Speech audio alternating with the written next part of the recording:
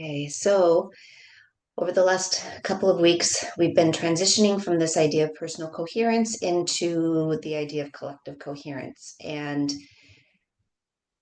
the idea being that the more we're able to notice what's happening within ourselves and to keep ourselves in a space and a attitude in an energy that we feel that we can be our best selves, then the more likely that that's what others are going to feel around us, and then they can become coherent with us in that space. Today's practice is a specific skill. Up until now, we've kind of been having a broader lens. Today, we're going to very much more focus in on a skill building practice that perhaps as you go through your day today, you can kind of notice how you can work this into everyday specific interactions. So, the practice today is on mindful active listening. And the point being that thoughtful communication is a very important component of our personal and collective experience. We feel the physical and emotional sensations when we know that we are being authentically listened to, as well as when we can tell that the audience is maybe a little distracted and how that feels differently for us. But also, we know when we think that we are multitasking, our nervous system becomes overwhelmed. So, when somebody else is trying to communicate with us and we are doing something else at the same time, they feel it, we feel it. So, developing that mindful and heart centered listening skill, it's a critical aspect of building out the relationship, building out the community, and developing internal and external coherence. So, a little background on what we're going to be doing today, but what I'd like you to start with is paying attention to that physical body piece, because a lot of times that's where our distractions come from and we're not even necessarily fully aware of it. So start with maybe just like wiggling out anything that feels a little tight or tense that you may not have been necessarily consciously aware of before. So it could be shoulders, it could be neck, it could be just like wiggling and shaking out fingers if you feel like you have a lot of excess energy this morning or today. And then eventually, when you're ready, whenever that is, coming into a comfortable position for you. And depending on the space that you're in, that might be seated, that might be lying flat down on the ground, it might be standing. Just kind of maybe even emulating what a position might be when you're in a conversation with somebody, especially if you can recognize that you might be having a difficult conversation coming up in the next little while. So settling into that comfortable position, especially finding something that is steady for your hands and fingers. So maybe placing them on a steady surface. If you are in a space where it's comfortable and feels safe for you to do so, go ahead and close your eyes. Otherwise, just drop a gaze down and stay steady, looking at something that's not moving. And bring awareness to your breath first, because as we've discussed over the last few weeks, as soon as we become aware of that breath, we tend to slow it down. And we come into a comfortable cadence for you. And physiologically, what slowing that breath does is it gives a message to the heart rate. The heart rate can come into a more even cadence and slow down, which in turn sends a message to our brain that our sympathetic nervous system can calm down, that fight and flight and freeze system can calm down.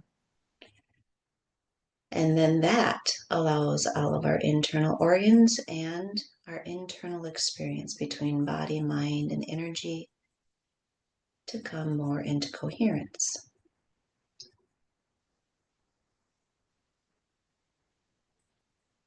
And we're going to start with focusing on listening to our breath, since we're already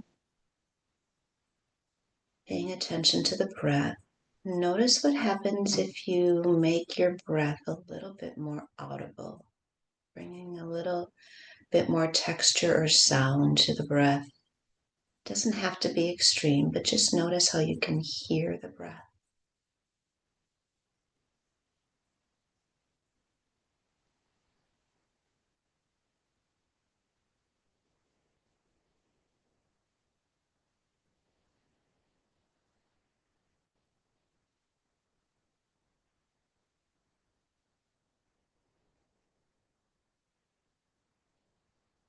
And then do the opposite.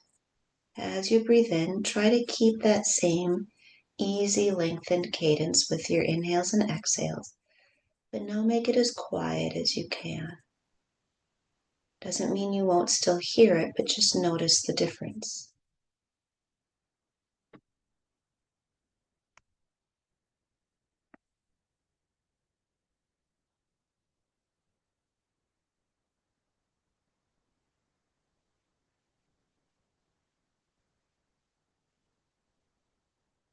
Now, just make a quick note for yourself.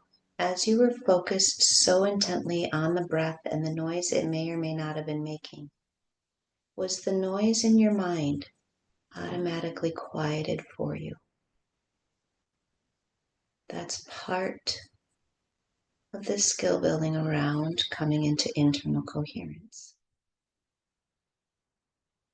We're going to take this attention outward beyond ourselves into your immediate environment and begin to notice all of the noises, all of the sounds, some of them that might be pulling your attention and trying to distract you, but you're going to keep yourself settled with yourself and just maybe name the sound, but not let your mind attach to it.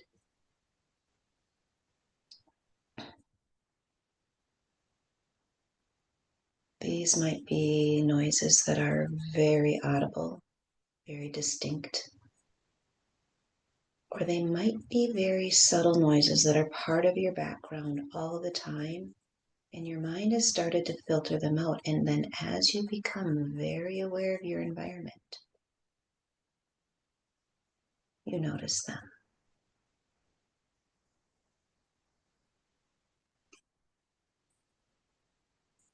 And maybe some of those sounds are even from beyond the immediate four walls in which you are. Maybe some of them are outside of that immediate environment, and yet you can still pick up on them when you are very intent on actually listening.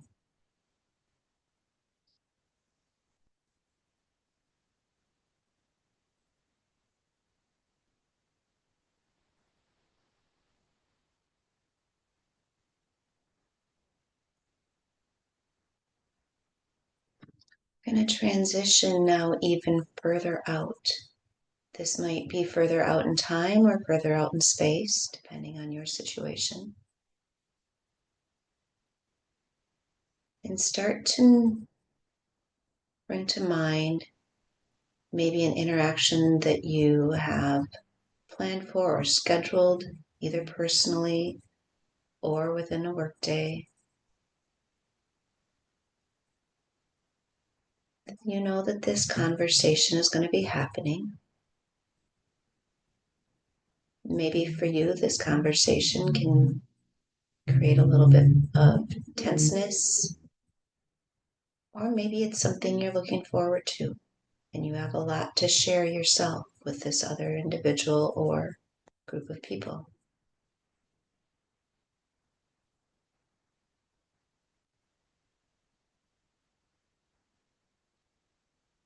Notice any physical sensations when you set the intention to listen with the intent to hear the other person or people, rather than only listening to respond or react.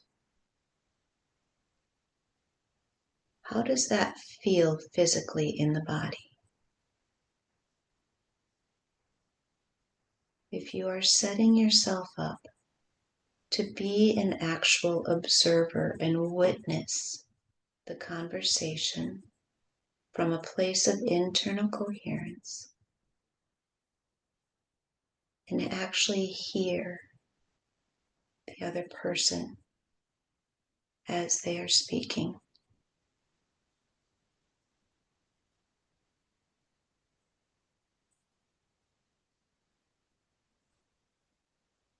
How does that feel physically when you've kept yourself as a witness to that conversation, keeping your internal state in coherence? So when that person or those people are done speaking, you are able to respond from a place of coherence. It does not mean there are no emotions involved. It does not mean there are no physical or emotional sensations and feelings involved. Those are an authentic part of relating with others. But what it means is that rather than allowing yourself and your mind to be so attached to what you are going to say as soon as they are done speaking that you aren't really able to truly hear what they are saying, or that you are so attached to an emotion that you can tell is creating incoherence for you. You are better situated instead to prepare for this interaction in a way that can bring an energy to help better connect between you and the others in the situation. And that energy will be felt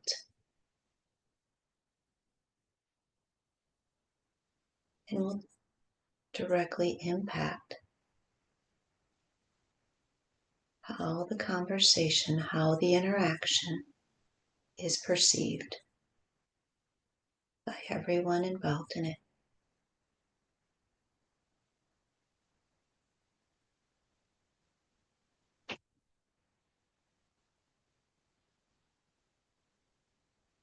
And this does not mean that the outcome might not even be exactly as you intend. But it's not about the actual outcome, it's about your internal state. Staying in coherence so that future interactions and outcomes can help to build that relationship and build that community.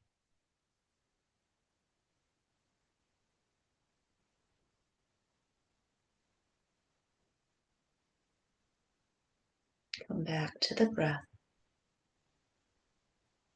Notice again the sound of the breath. Maybe even imagining that sound washing in waves over the heart.